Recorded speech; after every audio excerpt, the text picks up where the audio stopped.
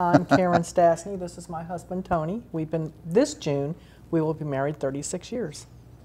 We met at the paper, actually, when he called to set up an interview for his job, which was an over-the-phone interview. I answered the phone. Put him on hold. It was a busy day, and you know, sometimes when you get real busy, you think, maybe this person will hang up. But he didn't. He just kept holding, and the light kept blinking, so I went back on the line. And that was all it took. He came here, and that was it. It was a little more than that. My phone rings one day. It's a sports editor in Savannah, within Marcus Holland. He said, I saw your resume. I like your work. I want you to come to work for me. I'm like, do I interview? He says, well, this is your interview. I said, oh, that sounds good to me. So he said, but I need you on such and such a date. And I started doing the math.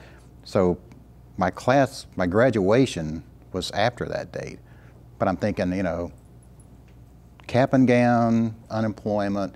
So I accepted and I came to Savannah. But when I called him back to accept, the person I got on the phone was her, which immediately put me on hold.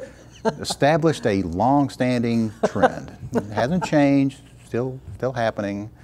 But yeah, and I came over to Savannah, and there were a couple of people from Texas here at that time. The news editor was here, and a guy in sports I went to school with, pretty good friends with. So I settled in pretty comfortably.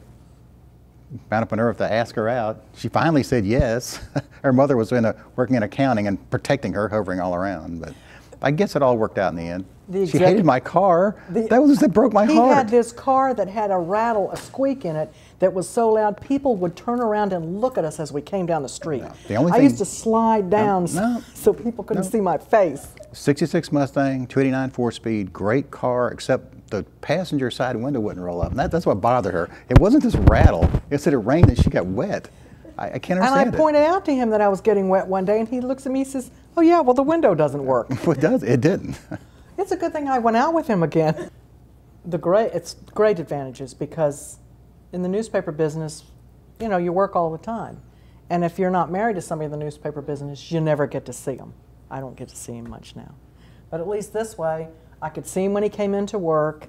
He would come in early sometimes and we could have lunch, and he'd walk me to my car every afternoon. So we could talk about anything, the kids or anything we needed to discuss. And you know, to me, that was a great advantage. I got to see him every day. There are times now where I might go for days and the only thing I see is the top of his head from under the covers when I get up in the morning. Yeah. For me, it was, we worked completely different shifts. They worked days, I worked nights. Still today working nights. And I worked a lot of weekends, so I didn't get a chance to see her at work. Sometimes I didn't see her at all during the course of the day. And it's good and bad. I think it's bad because, of course, there are a lot of things you would like to do together as a family that you can't do.